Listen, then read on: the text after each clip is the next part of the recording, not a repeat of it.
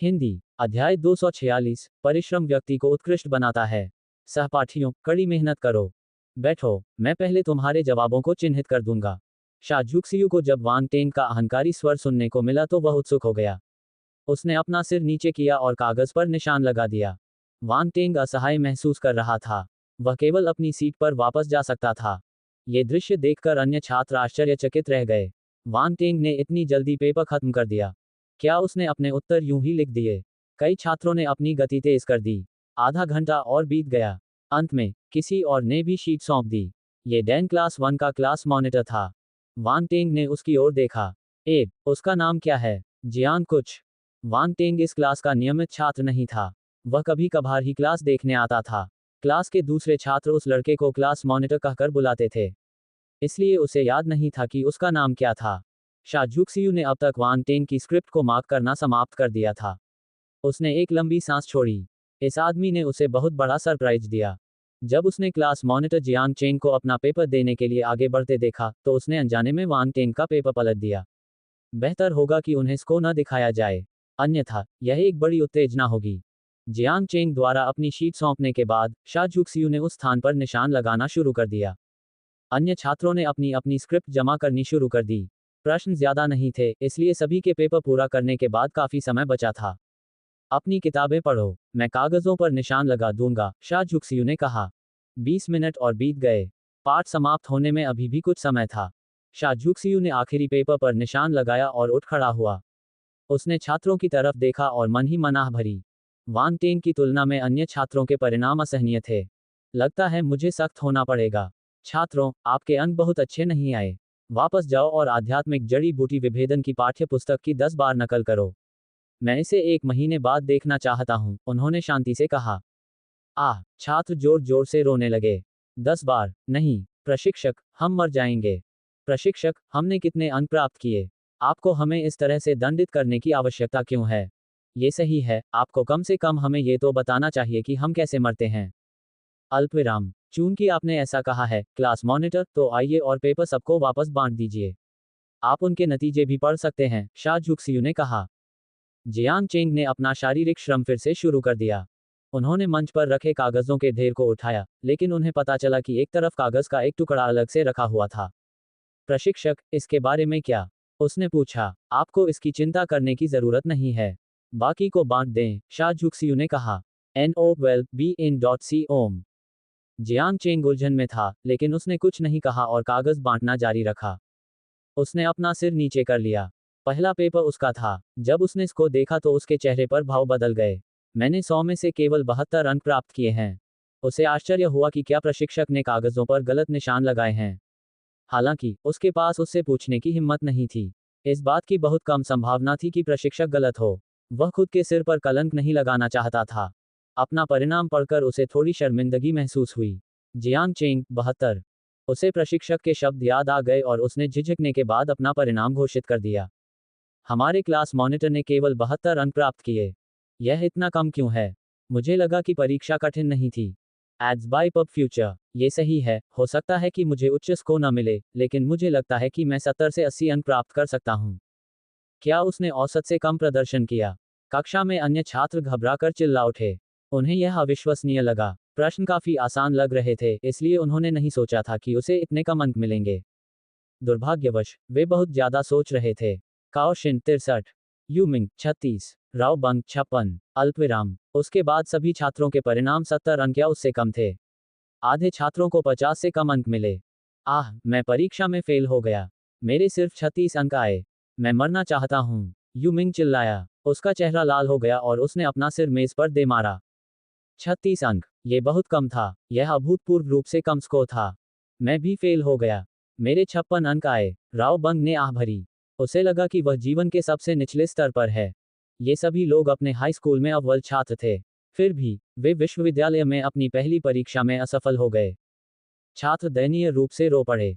ऐसा लग रहा था जैसे उन्हें बहुत बड़ा झटका लगा हो। उच्चतम स्कोर 75 था। जुओ क्यूतोंग नामक एक शांत युवती को जियांग चेंग से 3 अंक अधिक मिले। जब सभी ने उसके अंक सुने तो वे आश्चर्यचकित रह गए। उन्हें उम्मीद नहीं थी कि शांत और संयमित जुओ क्यूतोंग इतने उच्च अंक प्राप्त करेगी। वांग टेंग ने भी युवती की ओर देखा। वह सौम्य, शांत और सुंदर थी। वह दूसरों की निगाहों से थोड़ी डरी हुई लग रही थी और उनकी आंखों में देखने की हिम्मत नहीं कर पा रही थी। आप किसी किताब का मूल्यांकन उसके कवर से नहीं कर सकते। वान टेंग ने अपने दिल में आह भरी। अपने अंक देखो, अब तुम्हें पता चल गया होगा कि मैंने तुम पर गलत आरोप नहीं लगाया, है न? शा झुक्सियू ने पूछा। पब फ्यूचर द्वारा विज्ञापन। छात्र थोड़े शर्मिंदा थे। वापस जाने के बाद टेस्ट दोबारा करो। मैं अगले पाठ में प्रश्नों को समझाऊंगा, शा झुक्सियू ने कहा। बस इतना ही। पाठ का अंत हो गया। इस समय जियान चेंग ने पूछने से पहले संकोच किया, प्रशिक्षक, मुझे लगता है कि आप किसी को भूल गए हैं। पूरी क्लास दंग रह गई। किसी की कमी महसूस होती है। ओह ठीक है, मैंने अभी वांग टेंग का नाम नहीं सुना। उसने भी परीक्षा दी थी, है न? ये सही है, मैंने वांग टेंग का स्कोर नहीं सुना। शा झुक्सियू एक पल के लिए असमंजस में पड़ गया। उसने जियांग चेंग को एक अर्थपूर्ण नज़र से देखा और कहा, हाँ, मैं किसी का पेपर देखने से चूक गया। लेकिन मैंने जानबूझकर उसे तुमसे छिपाया। क्या तुम सच में उसे देखना चाहते हो? जियांग चेंग का दिल बैठ गया। प्रशिक्षक, मुझे बताओ, हमारा स्कोर पहले से ही बहुत खराब है। लाओ इसे। कोई भी मूर्ख नहीं था। वे सुन सकते थे कि प्रशिक्षक अपने शब्दों के माध्यम से क्या कहना चाह रहा था। ऐसा लगता है कि मैंने तुम्हें कम आंका है। तुम्हारी मानसिक सहनशक्ति खराब नहीं है। शा झुक्सियू ने सिर हिलाया और मुस्कुराया। वह सीधे मुद्दे पर आ गया। वांग टेंग, 100। पफट। सबको ऐसा लगा जैसे किसी तीर ने उनके दिलों को छेद दिया हो। उन्होंने अपनी आंखें चौड़ी कर लीं और शा झुक्सियू को गौर से देखने लगे। मेरी तरफ ऐसे मत देखो। अंक सही हैं। ये वांग टेंग का स्कोर है। अब तुम्हें पता है कि मैं उसका स्कोर क्यों नहीं बताना चाहता, है न? शा झुक्सियू अवाक रह गया। उसने अभी कुछ सेकंड पहले ही उनकी मानसिक सहनशक्ति की तारीफ की थी, लेकिन अब उन्होंने उसे निराश कर दिया। ऐसा लग रहा था मानो उन्होंने अपनी आत्मा खो दी हो। जियांग चेंग ने वांग टेंग की ओर देखा। उसकी आंखों में आश्चर्य था। वांग टेंग शांत रहा, मानो 100 अंक लाना कोई बड़ी बात नहीं थी। उसकी सहज उपस्थिति उसे शर्मिंदा कर रही थी। जियांग चेंग का चेहरा शर्म से लाल हो गया। वांग टेंग, तुम कमाल हो। जुओ क्यूतोंग ने भी वांग टेंग की ओर देखा। उसके सुंदर चेहरे पर प्रशंसा के भाव थे। वांग टेंग के उत्तर एकदम सही हैं। मैं अगले पाठ में आपको प्रश्नों को समझाने के लिए उनके उत्तरों को आदर्श उत्तर के रूप में उपयोग करूंगा। शा झुक्सियू ने आगे बोलने से पहले एक पल के लिए विराम लिया। वांग टेंग, क्या आपके पास कक्षा के साथ साझा करने के लिए कोई अध्ययन अनुभव है? मेरे पास साझा करने के लिए कोई अनुभव नहीं है। मुझे लगता है कि प्रशिक्षक शा का तरीका बहुत बढ़िया है। पाठ्यपुस्तक की नकल करना एक अच्छा विचार है। अगर 10 बार नकल करना पर्याप्त नहीं है, तो आप 100 बार नकल कर सकते हैं। परिश्रम से व्यक्ति उत्कृष्ट बनता है। सहपाठियों, कड़ी मेहनत करो। मुझे तुमसे बहुत उम्मीदें हैं। वांग टेंग ने बकवास करना शुरू कर दिया। पफट। 100 बार। छात्रों को ऐसा महसूस हुआ जैसे उनके दिल में एक और तीर चुभ गया हो। ये युवक बहुत निर्दयी था। वह क्रूर था। यह कोई इंसान नहीं कह सकता। वांग टेंग, तुम शैतान हो। 247। मुझे 100 अंक मिले क्योंकि स्क्रिप्ट में केवल 100 अंक हैं। शा झुक्सियू ने डैन कक्षा 1 के छात्रों से अपनी पाठ्यपुस्तकों को 100 बार कॉपी करने के लिए नहीं कहा। आखिरकार, यह एक ऐसी पाठ्यपुस्तक थी जो शब्दकोश जितनी मोटी थी। उनसे 100 बार कॉपी करने के लिए कहना थोड़ा अमानवीय था। डैन कक्षा 1 के छात्रों ने राहत की सांस ली। लेकिन जब उन्होंने वांग टेंग की ओर देखा, तो उनकी आंखों में छिपी कड़वाहट भरी हुई थी। यहाँ तक कि जुओ क्यूतोंग, जो कुछ समय पहले वांग टेंग की प्रशंसा करती थी, उसके दिल में भी बड़बड़ाहट होने लगी। हे भगवान, 100 बार तो बहुत डरावना था। यदि आप वांग टेंग का दिल काटेंगे तो वह काला ही होगा। वांग टेंग ने सबकी निगाहों को अनदेखा करते हुए कहा, मैं ये सब तुम्हारे लिए कर रहा हूँ। फिर वह विजयी भाव से कक्षा से बाहर चला गया। वांग टेंग। जैसे ही वह कक्षा से बाहर निकला, उसके पीछे जियांग चेंग की आवाज सुनाई दी। जियांग चेंग वांग टेंग को क्यों ढूंढ रहा था? अन्य छात्र भी जाने वाले थे, लेकिन वे शो देखने के लिए वहीं रुक गए।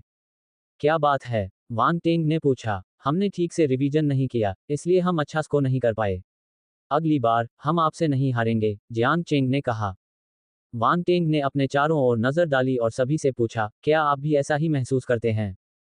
ये सही है, हमने ठीक से रिवीजन नहीं किया। अगली बार हम बेहतर स्कोर करेंगे। यही उनका रास्ता था। वांग टेंग एक बाहरी व्यक्ति था। चाहे कुछ भी हो, वे किसी बाहरी व्यक्ति के सामने खुद को शर्मिंदा नहीं कर सकते थे। सभी सहमत थे। उन्हें इस बात की परवाह नहीं थी कि वे वांग टेंग से ज्यादा स्कोर कर सकते हैं या नहीं। उन्हें आभा के मामले में हारना नहीं चाहिए। वांग टेंग ने अपने गुण पैनल पर नजर डाली।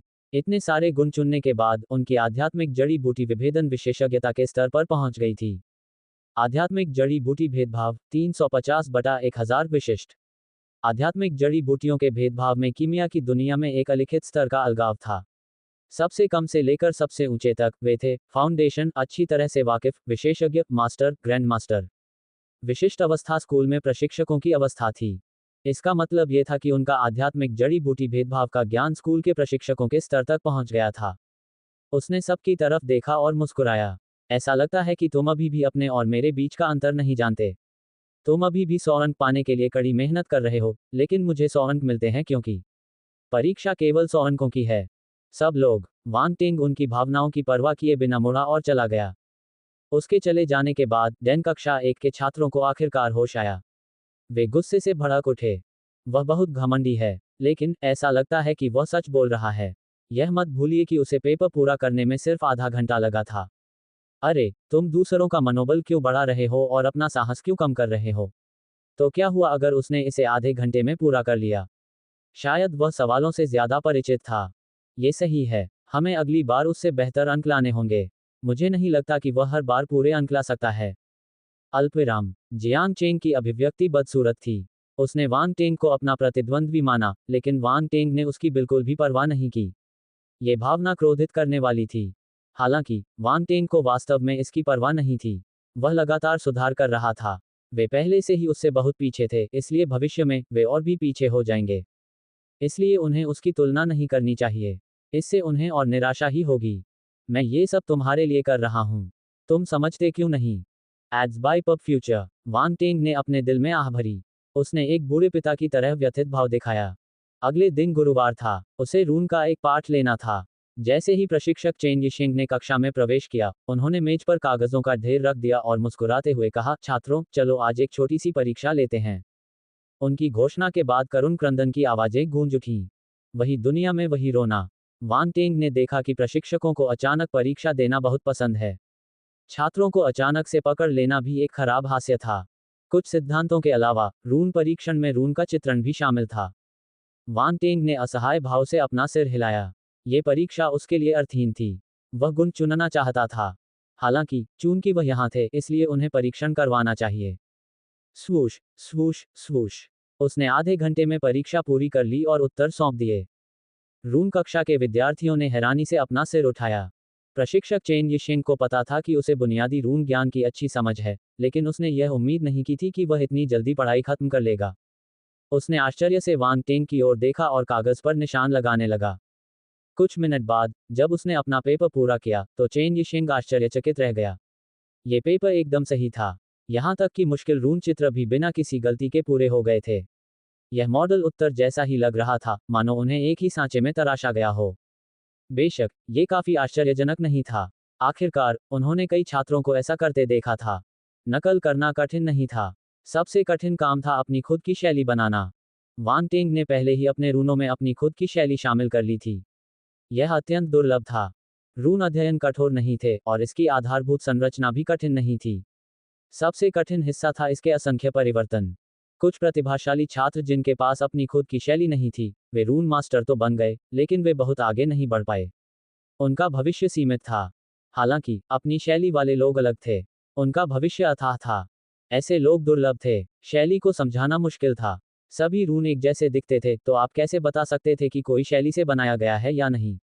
एक रनमास्टर जो प्रशिक्षक भी हो सकता है, एक नज़र में ही बता सकता है। ये सुलेख की तरह था। अगर एक ही शब्द की नकल की जाए तो कुछ शब्द बेजान लगते थे, जबकि दूसरे शब्दों की अपनी शैली और विशिष्टता होती थी। इस कला में डूबे कई सुलेखक पहली नज़र में ही अंतर बता पाते थे। कागजात पर निशान लगाने के बाद चेन यिशिंग की आंखें चमक रही थीं। उसने वांग टेंग की ओर देखा, बिना ये जाने कि क्या कहे। अल्पविराम। अगली दोपहर, लोहारी पाठ के दौरान। लोहारी का पाठ पढ़ाने वाला प्रशिक्षक एक बहुत ही ताकतवर आदमी था। उसकी लंबाई 2 मीटर से ज्यादा थी और उसकी भुजाएं दूसरे लोगों की जांघों जितनी मोटी थीं।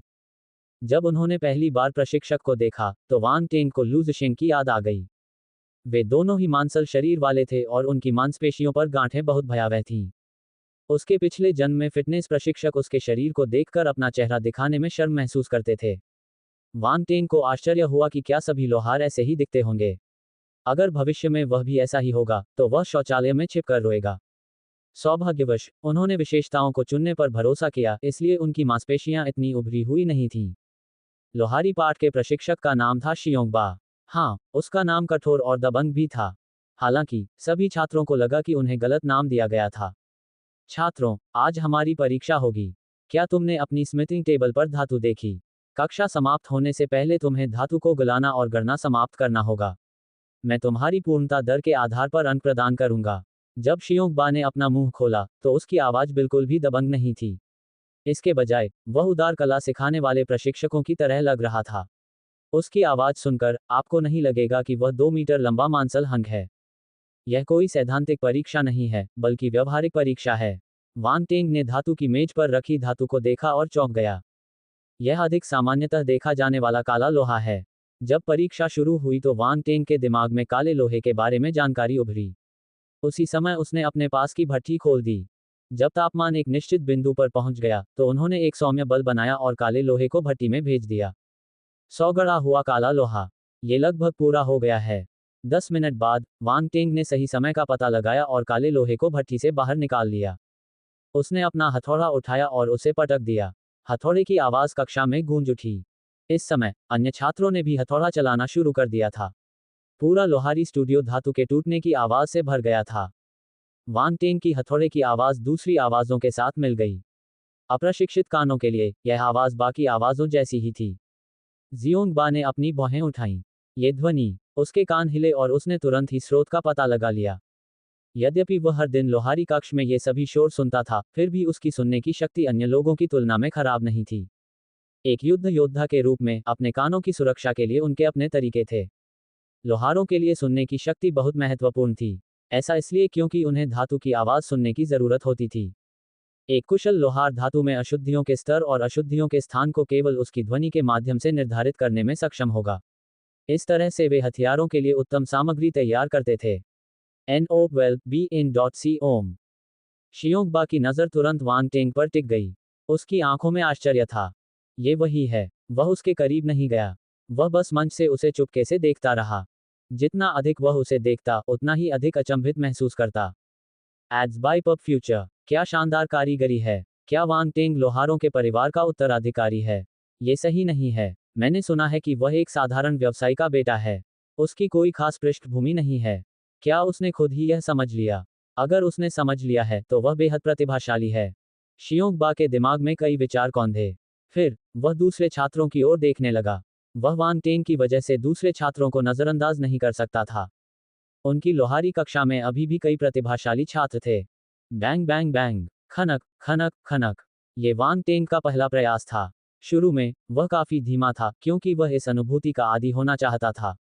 अंत में उसकी गति धीरे धीरे बढ़ गई। उसके हाथ में धातु का हथौड़ा लगातार झूलता रहा, जिससे छायाएं बनी रहीं। यह इतना तेज था कि लोग उसकी हरकतों को स्पष्ट रूप से नहीं देख पा रहे थे। वांग टेंग के आसपास के छात्र अपना ध्यान उस पर केंद्रित करने से खुद को रोक नहीं सके। उसकी हथौड़े मारने की गति बहुत तेज और स्पष्ट थी। इसे नजरअंदाज करना असंभव था। जब उन्होंने वांग टेंग की स्थिति देखी तो छात्र भ्रमित हो गए। क्या यह एक व्यक्ति के हाथ की गति है? उनके जबड़े खुले रह गए और वे इसे वापस नहीं धकेल सके। उनके दिलों में अव्यक्त आलोचना थी। शियोंगबा ने अपना मुंह खोला। अचानक उसे थोड़ी ईर्ष्या महसूस हुई। उसके हाथ में इतनी गति सिर्फ जवानी में ही थी। युवा होना अच्छा है। अल्पविराम। 1.5 घंटे बाद वांग टेंग ने आखिरकार लोहे को पीटना समाप्त कर दिया। उसने अपने सामने काले और चमकते हुए लोहे को देखा और संतुष्टि में सिर हिलाया। उसने कोई आवाज नहीं की, बस अपना सिर उठाया।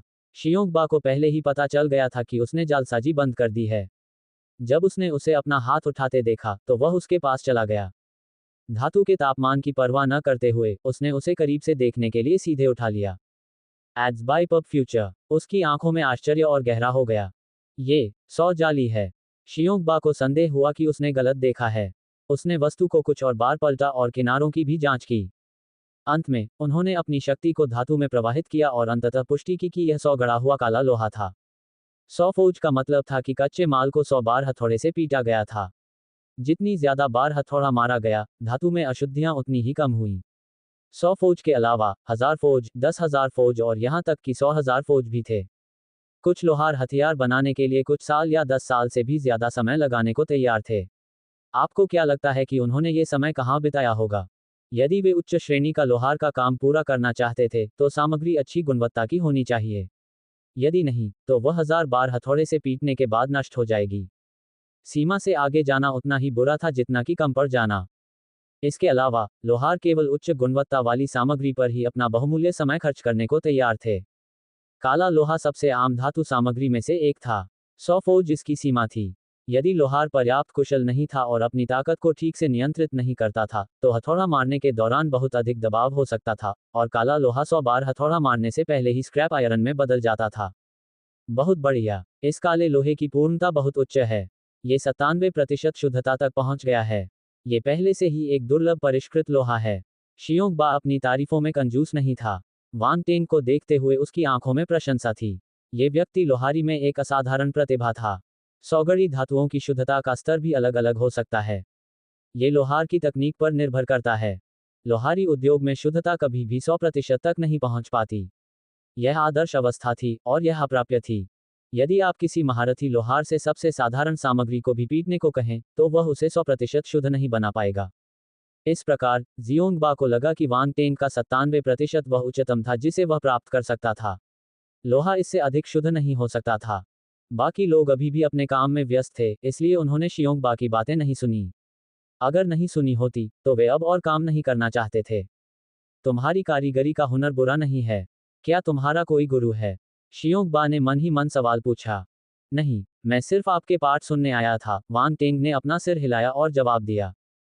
तुम अभी अभी मेरी कक्षा में आए हो, फिर भी तुम इतने कम समय में इस स्तर तक पहुंच गए। शियोंग बा मानसिक रूप से तैयार थे, लेकिन जब उन्होंने वांग टेंग को व्यक्तिगत रूप से यह स्वीकार करते सुना, तो वे अभी भी अचंभित रह गए। ठीक है, और कुछ नहीं है। अब तुम जा सकते हो। शियोंग बा ने अपना हाथ हिलाया और आगे कहा, ठीक है, मैं तुम्हारा 100 गढ़ा हुआ काला लोहा रख लूंगा।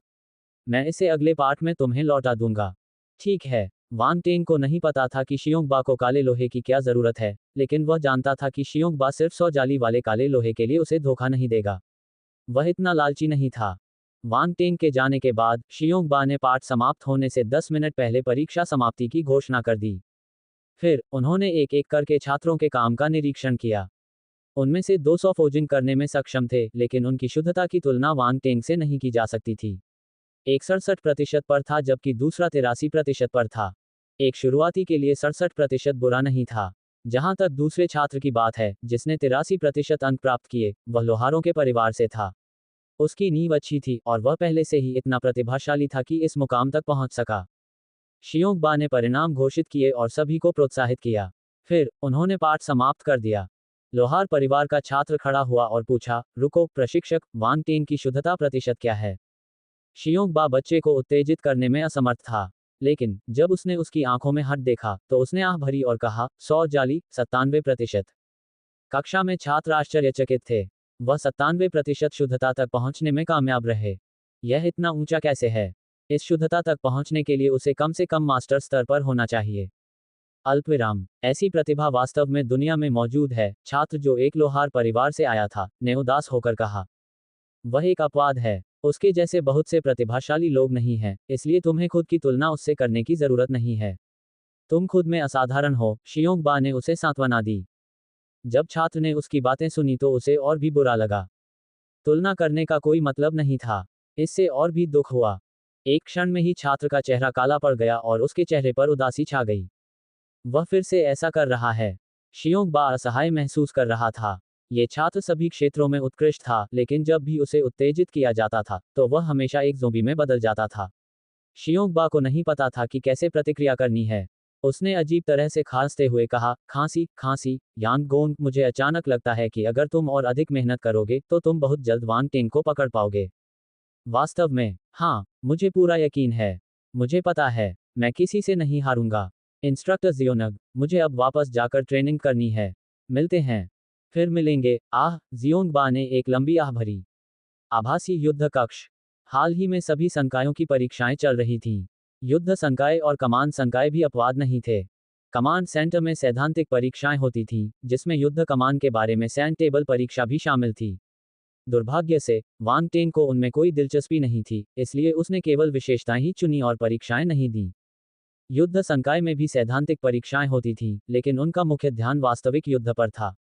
शुक्रवार दोपहर को वास्तविक युद्ध प्रशिक्षण के प्रशिक्षक डैंग बो सभी को वास्तविक युद्ध प्रशिक्षण भवन में ले गए। चलते चलते उन्होंने कहा, आज हमारे पास वास्तविक युद्ध मूल्यांकन है। हम अन्य कक्षाओं के साथ परीक्षा देंगे। युद्ध संकाय में छात्रों की संख्या सबसे अधिक थी, इसलिए इसमें एक से अधिक कक्षाएं थीं। रास्ते में वांग टेंग की युद्ध कक्षा एक अन्य कक्षाओं से मिली। प्रशिक्षकों ने एक दूसरे का अभिवादन किया, फिर एकत्र हुए और वास्तविक युद्ध प्रशिक्षण भवन में पहुंचे। हम अन्य कक्षाओं के साथ परीक्षा दे रहे हैं। अगर हम अच्छा स्कोर नहीं कर पाए तो क्या ये शर्मनाक नहीं होगा? मुझे बाद में गंभीर होना पड़ेगा। हम अन्य वर्गों से नहीं हार सकते। अल्पविराम। बाकी क्लास के बच्चे भी आपस में हल्की फुल्की बहस कर रहे थे। कोई भी दूसरों से हारना नहीं चाहता था। जब वे वास्तविक युद्ध प्रशिक्षण भवन में पहुंचे तो उन्होंने देखा कि युद्ध संकाय का प्रमुख टोंग हु, जिसे उन्होंने लंबे समय से नहीं देखा था, पहले से ही उनका इंतजार कर रहा था। प्रधान महोदय व्यक्तिगत रूप से परीक्षा आयोजित कर रहे हैं। उन्हें इतना गंभीर होने की क्या आवश्यकता है? मुझे थोड़ी घबराहट हो रही है, सभी ने धीमी आवाज में कहा। चलो 5वीं मंजिल पर चलते हैं, टोंग हु ने तुरंत कहा। वांग टेंग को आश्चर्य हुआ। सामान्य समय में 5वीं मंजिल आम जनता के लिए खुली नहीं रहती थी। फिर भी उन्होंने वास्तव में इसे अब खोल दिया है। जब वे 5वीं मंजिल पर पहुंचे तो उन्हें थोड़ी उलझन महसूस हुई। सामने का दृश्य उनकी कल्पना से बिल्कुल अलग था। सबसे पहले उसे एक लंबा गलियारा दिखाई दिया। गलियारे के दोनों ओर एक जैसे कमरे थे। Ads by pub future. इस समय दरवाजे कसकर बंद थे।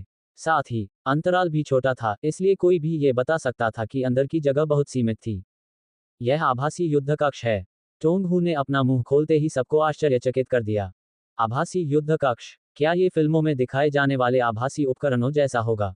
मुझे ऐसा नहीं लगता। क्या हमारी तकनीक उस स्तर तक पहुंच गई है? मैंने इसके बारे में कभी नहीं सुना।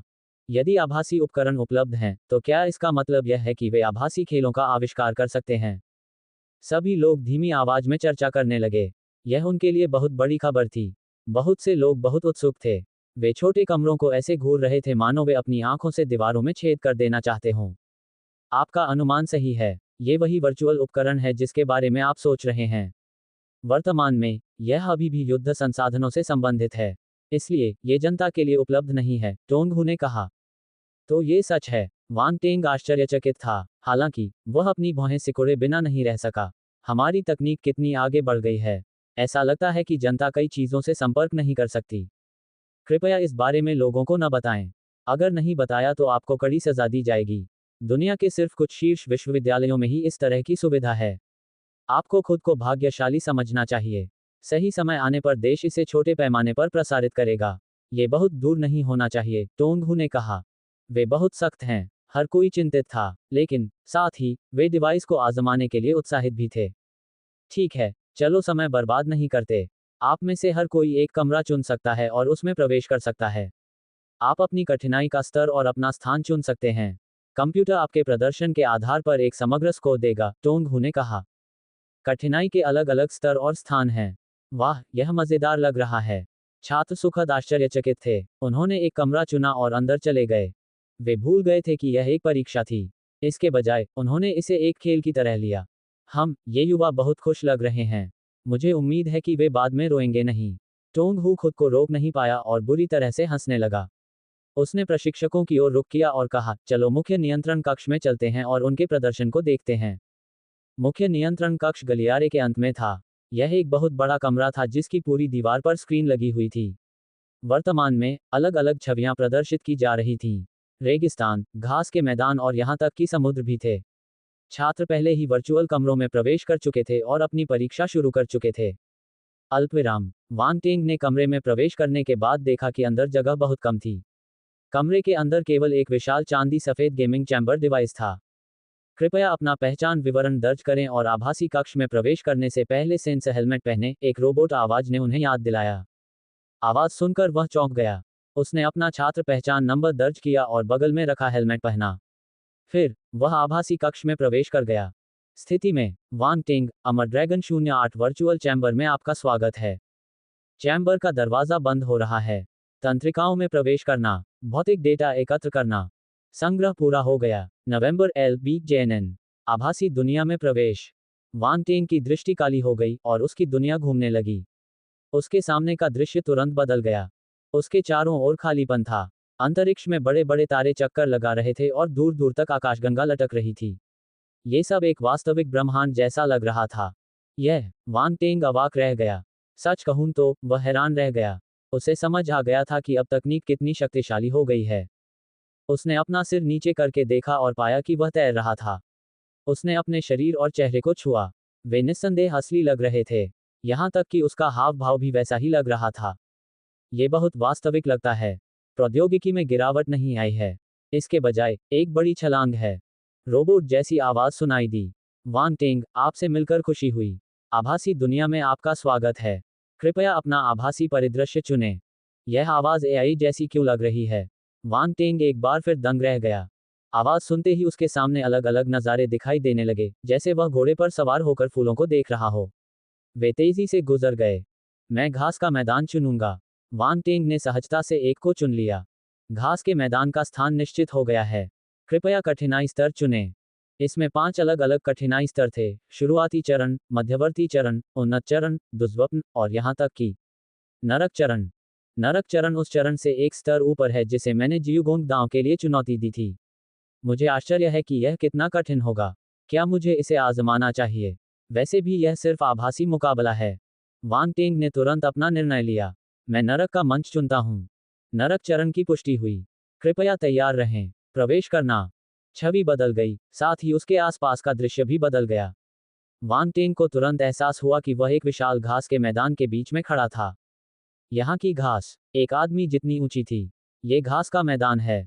वांग टेंग ने तुरंत शाप दिया। यहाँ तक कि पृथ्वी पर घास जो बल द्वारा दूषित हो गई थी, वह भी इतनी लंबी नहीं थी। क्या यह नरक मंच की सेटिंग थी? लेकिन ये बहुत वास्तविक है।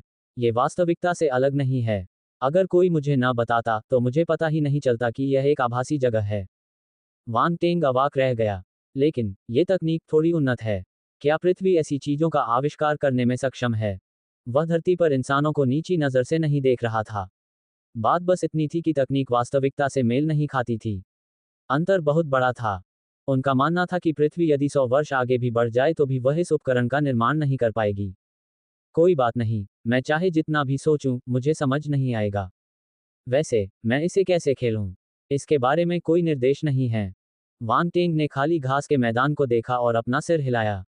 उसने एक दिशा चुनी और आगे बढ़ गया। हालांकि अपने दिल में वह सतर्क बना रहा। कोई बात नहीं, यह एक वास्तविक युद्ध मूल्यांकन था। वह यहाँ खेलने नहीं आया था। 250 मृत्यु द्वारा नियंत्रित होने का भय। किसी ने नरक मंच चुना। नियंत्रण कक्ष के कर्मचारियों ने टोंग हो और अन्य प्रशिक्षकों को सूचना दी। नरक मंच NO12BIN.C प्रशिक्षक अचंभित रह गए। ओह, कौन है? टोंग हो उत्सुक था। उसने आदेश दिया, लाइव स्ट्रीम को बड़ी स्क्रीन पर ले आओ। हाँ, कर्मचारियों ने एक लाइव स्ट्रीम को बीच में लगी बड़ी स्क्रीन पर स्थानांतरित कर दिया। ये वही बदमाश है। टोंग हू मुस्कुराया। ये वांग टेंग है। उसने नरक मंच क्यों चुना? क्या वह इतना आश्वस्त है? यहाँ तक कि हमारे स्कूल के कुछ शीर्ष छात्र भी नरक का मंच चुनने की हिम्मत नहीं करते। हाँ, वह एक प्रतिभाशाली व्यक्ति है। ये सामान्य बात है। शीर्ष कुछ छात्रों ने पहले नरक का चरण चुना था, लेकिन एक बार इसका अनुभव करने के बाद उन्होंने इसे फिर से चुनने की हिम्मत नहीं की। प्रशिक्षकों ने हैरानी से वांग टेंग को देखा। उन सभी को लगा कि वांग टेंग को कष्ट होगा और वे उसे संकट में देखने के लिए उत्सुक थे। अल्पविराम। आभासी परिदृश्य में वांग टेंग घास के मैदान पर टहल रहे थे। इसी समय उसने अपने बगल की घास से सरसराहट की आवाज सुनी। आवाज तेज और तेज होती जा रही थी। ऐसा लग रहा था जैसे कोई चीज उस पर हावी हो रही है। आध्यात्मिक दृष्टि। वांग टेंग यह नहीं भूला कि यह नरक का चरण था। उसने खतरे को कम आंकने की हिम्मत नहीं की, इसलिए उसने अवचेतन रूप से अपनी आध्यात्मिक दृष्टि का उपयोग किया। हालांकि उसे तुरंत याद आ गया कि यह आभासी दुनिया थी। आभासी दुनिया भौतिक डेटा की नकल करने में सक्षम थी, लेकिन उसे नहीं पता था कि वे उसकी प्रतिभा की नकल भी कर पाएंगे या नहीं। सौभाग्यवश उसकी चिंता बेकार थी। यह आश्चर्यजनक है। पब फ्यूचर द्वारा विज्ञापन। वांग टेंग ने अपने दिल में कहा। उसने उस दिशा में देखा जहां से आवाज आ रही थी, और फोर्स की चमक की एक गेंद उसकी दृष्टि में प्रवेश कर गई। यह अधिकतम 2 सितारा जानवर है। उसने चुपके से राहत की सांस ली। उसके हाथ में आभासी दुनिया द्वारा दिया गया एक बुनियादी हथियार था, एक सितारा युद्ध तलवार। स्वूश। अगले ही क्षण एक काली आकृति घास से बाहर निकली और वांग टेंग पर झपट पड़ी। यह एक बहुत बड़ा खरगोश था। एक छोटा सा खरगोश जिसके बाल सफेद थे, उसके कान के पास 2 साल के बच्चे थे।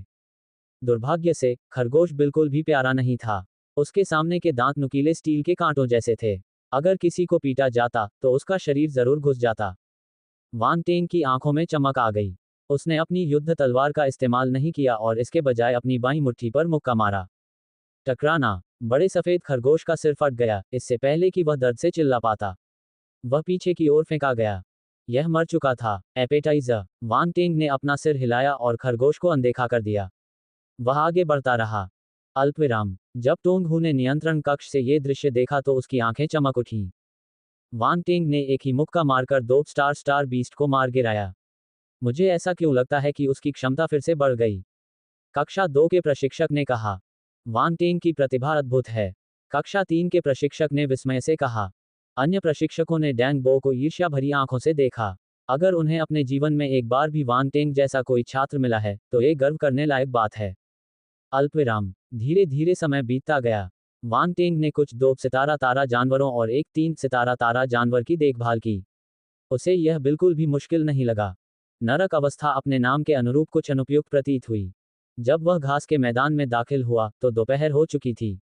अब सूरज ढल रहा था और आसमान धीरे धीरे काला होता जा रहा था। आधा दिन बीत चुका है, वान टेंग ने खुद से कहा। पब फ्यूचर द्वारा विज्ञापन। उसे पता ही नहीं था कि बाहरी दुनिया में केवल आधा घंटा ही बीता है। इस समय तक कई छात्र अपने वर्चुअल चैम्बर से बाहर निकल चुके थे। अपने कमरों से बाहर निकलकर उन्होंने शोर मचाना और हंगामा करना शुरू कर दिया। हे भगवान, ये तो बहुत वास्तविक लगता है। अरे, मैं भी दर्द महसूस कर सकता हूँ। आखिर में मेरे सिर पर चोट लगी। ये बहुत दर्दनाक था, मेरा सिर अभी भी दर्द कर रहा है। मृत्यु का एहसास भयानक है। ये पहली बार है जब मुझे मृत्यु द्वारा नियंत्रित होने का डर महसूस हो रहा है। ओह ठीक है, आपने कौन सा स्तर चुना? मैंने उन्नत चरण चुना और अंत में एक वायु तत्व सितारा जानवर से मुलाकात की। ये केवल एक स्टार था, लेकिन इससे निपटना मुश्किल है। मैं इसे बिल्कुल भी नहीं हरा सकता।